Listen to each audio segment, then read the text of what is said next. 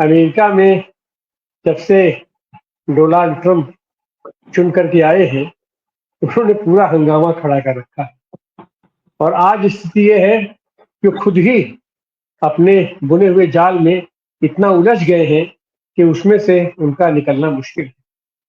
पहले तो ऐसा लगा कि नहीं, पूरी दुनिया को फंसा रहे हैं, सारे देशों को फंसा रहे हैं, लेकिन टेरिफ वार और क्या क्या करके वो जिस तरीके से उसमें उलझे, अपना जाल बुने, उस जाल में वो निरंतर फंसते चले जा रहे हैं।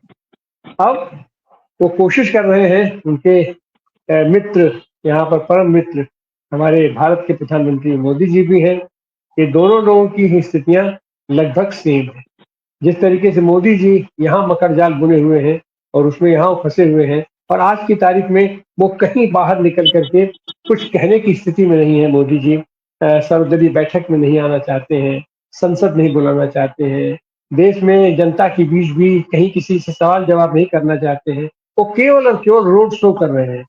उसी तरीके से ट्रंप जी भी घूम घूम करके दुनिया में और अपने यहाँ सबको बुला बुला करके सबको धमकाते हैं, अपना छड़ी लेकर के तुम्हारे ऊपर ये टैरिफ लगाएंगे, तुम्हारे ऊपर वो टैरिफ लगाएंगे। और एक तरीके से टैरिफ ही उनका सबसे बड़ा हथियार हो गया। पर ये हुआ है कि जो भी जानकारी आई है कि जो उनके परम मित्र थे एलन मस्क, जिनका कहना था कि उन्होंने ही उनको लाया है, उनसे भी उनकी दूरी बन गई। और दुनिया के बाजार में जो सबसे बड़ा बाजार है, शस्त्रों का बाजार है, उसमें पाश्चात्य देशों का वर्चस्व भी टूटा है इस बीच। वो चाहे रूस यूक्रेन का वार रहा हो, चाहे फिलिस्तीन इजराइल का वार रहा हो, या अभी फिलहाल जो भारत पाकिस्तान की बीच में हो, इसमें बहुत सारे लोगों के पोल पट्टी। तो आज हम उसी पर चर्चा करने जा रहे हैं कि क्या ट्रंप अपने मकर जाल में अमेरिका को फंसा दिए हैं क्या, या अमेरिका फंस गया है ट्रंप के मकर जाल में। आज इस पर चर्चा करने के लिए हमारे साथ है भारत फिलिस्तीन सॉलिडरिटी फोरम के महासचिव फिरोज मिट्टी बोरवाला साहब। आपका बहुत बहुत स्वागत है फिरोज साहब। और हमारे साथ जवाहरलाल नेहरू यूनिवर्सिटी के पूर्व अपना प्रोफेसर अमिताभ कमल पाशा जी हैं, आपका भी स्वागत है।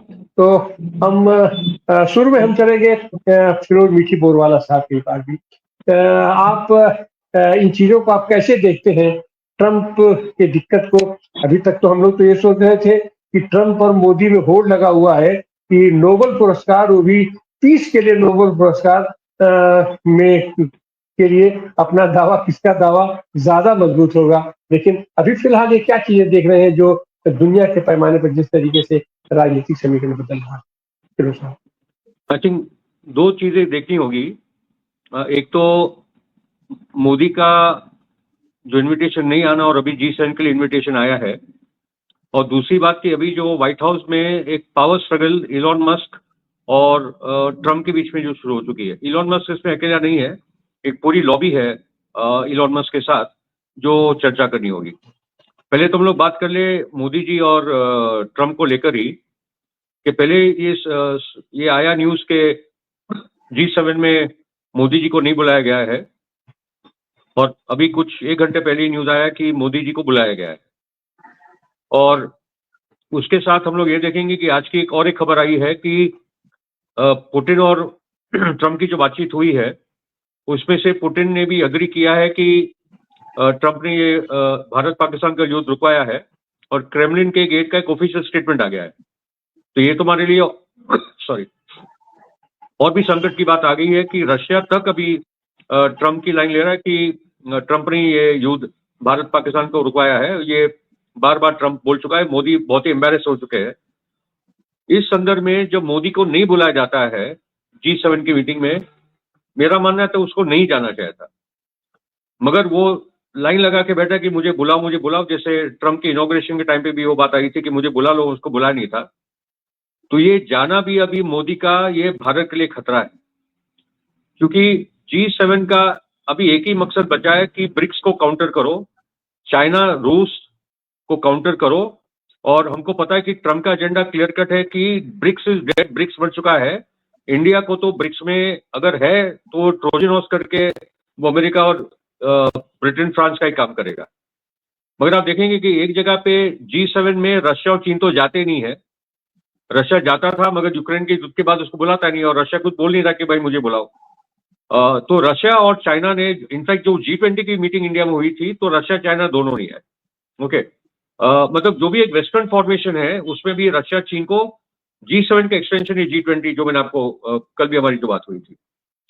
तो अभी मोदी जो जा रहा है वो कौन से कॉम्प्रोमाइज करके जा रहा है वो हमको भी देखना होगा। वो क्या अडानी का जो अरेस्ट वारंट का मैटर है, जो हमारे विवेक गुप्ता करके जो रॉ के एजेंट फंसे, जिसमें डोल और अमित शाह फंसे हैं, हमारे जो चारों लीडर बुरी तरीके से फंसे हैं, तो और क्या कॉम्प्रोमाइज मोदी जाके करने वाला है।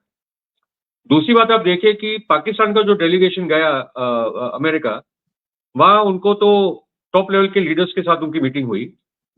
और भी जो एक बहुत बड़ी बात अभी हो चुकी है कि रशिया और पाकिस्तान बहुत ज्यादा करीब आ चुके हैं। मैं तो मानता हूं अच्छी बात है, क्योंकि वो स्टेबिलिटी के लिए इंपॉर्टेंट है कि जो रोल रूस ने इंडिया और चाइना के बीच में निभाया, जो जिसके कारण चाइनीज ट्रूप्स विड्रॉ हुए गलवान से, वैसा एक रोल कोई ना कोई रशिया तो निभा ही सकता है, एक दूसरी का रोल निभा सकता है।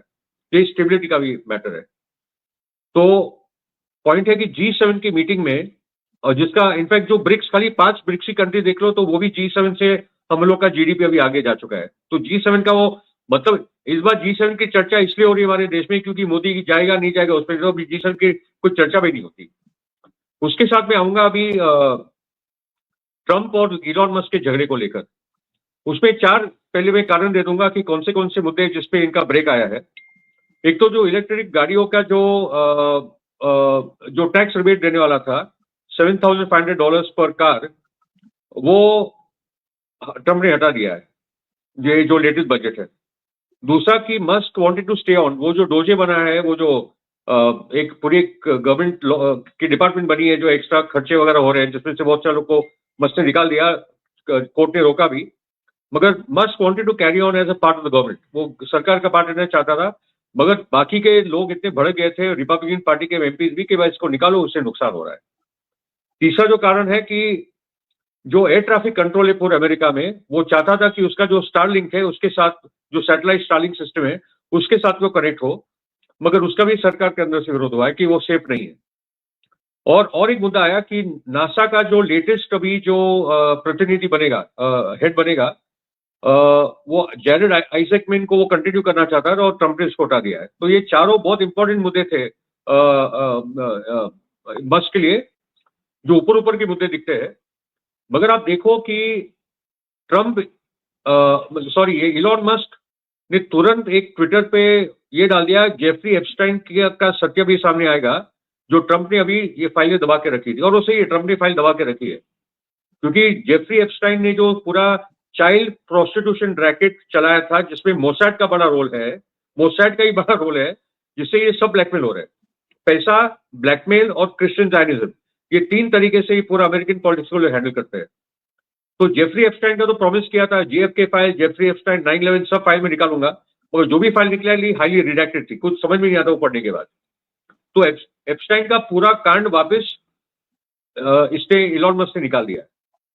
दूसरी बात, इलॉन मस्क बोल रहा है कि ट्रंप को हटाओ क्योंकि मेरे कारण सुनकर आया, मैं उसके साथ खड़ा हुआ तो ट्रंप मेरे कारण प्रेसिडेंट बना है, इसको हटाओ। JD वैंस जो वाइस प्रेसिडेंट है उसको बनाओ। अभी JD वैंस कहां से आता है?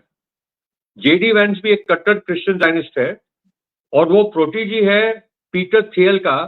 पीटर थियल जो पैलेंटीर कंपनी चलाती है, जो दुनिया की टॉप 3 सॉफ्टवेयर कंपनीज है।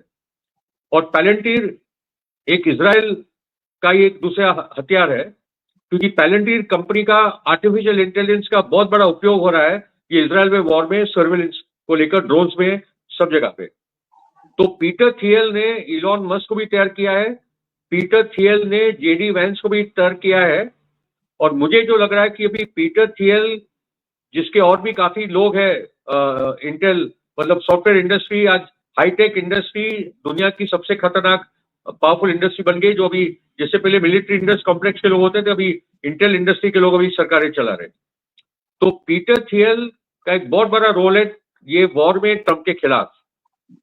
मगर ट्रंप भी इजराइल का आदमी है, ये लॉबी भी इजराइल की ये लोग है, उसमें कोई अंतर नहीं है, खाली एक पावर स्ट्रगल दोनों इजराइल लॉबी के लोगों के बीच में चल रहा है। अभी के लिए इतना ही।